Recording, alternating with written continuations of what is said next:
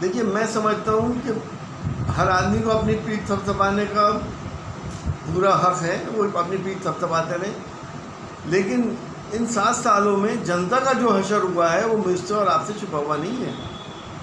जिस तरह से नाइंसाफ़ियाँ हुई हैं 7 सालों के अंदर, जिस तरह से डिस्क्रिमिनेशन हुआ है मासेस के बीच में, चाहे वो नौकरियों का मामला हो, चाहे लाइसेंसेस का मामला हो, चाहे और भी बहुत से मामलात हों, कि उसके अंदर जितनी भी नाइंसाफ़ियाँ हुई हैं, चाहे ऐसे कानून बना दिए गए हों जिसमें शरीयत के अंदर मदाखलतें हुई हों, चाहे ऐसा कानून बना दिया गया हो जिसमें दुनिया के सबसे बड़े लोकतंत्र में पर्टिकुलरली एक कम्युनिटी को कह दिया गया कि उनको नागरिकता नहीं मिलेगी, यानी कि मुसलमान को नागरिकता नहीं मिलेगी, बाकी सबको मिल जाएगी। तो ये जो नाइंसाफ़ियाँ हुई हैं उसके एवज़ में आपने देखा कि हमारे देश के अंदर आसमानी आफतें कितनी आ रही हैं।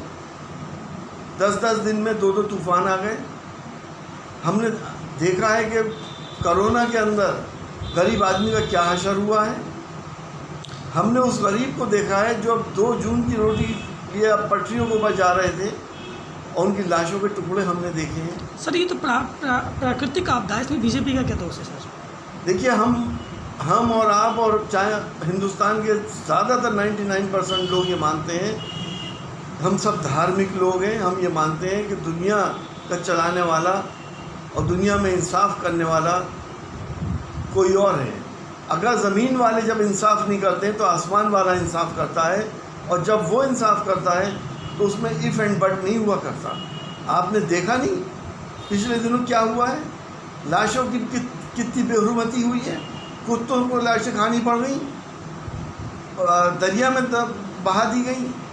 आपने देखा नहीं कि शमशान घाटों में लकड़ी तक नहीं मुहैया कराई गई।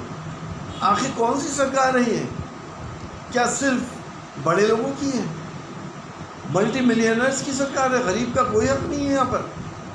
ये गरीब भी उसी ने पैदा किया है जिसको अमीर को जिसने पैदा किया, मालिक सबका एक है। तो बीजेपी ने गरीबों की मदद करने के लिए 1000 रुपये मजदूरों को भी भत्ता दे रही है, फ्री राशन दे रही है, ज़मीनी स्तर पे काम कर रही है, ये बीजेपी का कहना है। 7 साल की सरकार उनकी कामयाब सरकार रही है। कितनों को मिल रहा है? मैं तो आपसे ही पूछता हूँ, आपके आसपास किसी को मिला? और जो मेरी बात सुन रहे हैं वो बता दें कितनों को मिल गया। हवाई बातें, जुमले बाजिए करना और झूठ बोलना एक आदत सी पड़ गई है। हकीकत, ज़मीनी हकीकत हम सबको मालूम है। एक वक्त की रोटी मिल जाती है तो अगर दूसरे वक्त फाके हो रहे हैं लोग। वो ज़मीनी हकीकतों को सरकार को देखना चाहिए। जो बेवाएँ हो गई, जो यतीम हो गए, जिनके घर से कमाने वाला चला गया, जिसके घर का चिराग उजड़ गया, उसको पूछने वाला कोई है आज? डॉक्टर साहब, आपसे लास्ट सवाल है। मुरादाबाद में 5 प्लांट ऑक्सीजन के लगने जा रही है और बीजेपी की देन है, क्या कहेंगे? अभी तक क्यों नहीं लगे थे?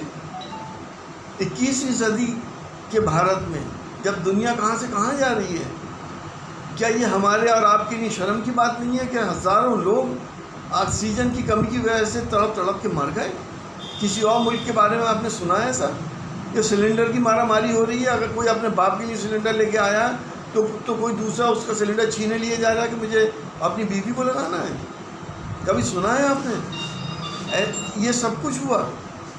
सरकार के कान पे जूं नहीं रहेंगी। अब लगा रहे हैं, लगने चाहिए, बेड बढ़ने चाहिए, ICU बढ़ने चाहिए। न मालूम कब कैसी महामारी आ जाए, क्योंकि जो हालात हैं देश के और जो हाकिम है इस देश के, उनके हिसाब से हमें और ज़्यादा आसमानी आफतों का हमें अंदेशा है। ठीक है सर।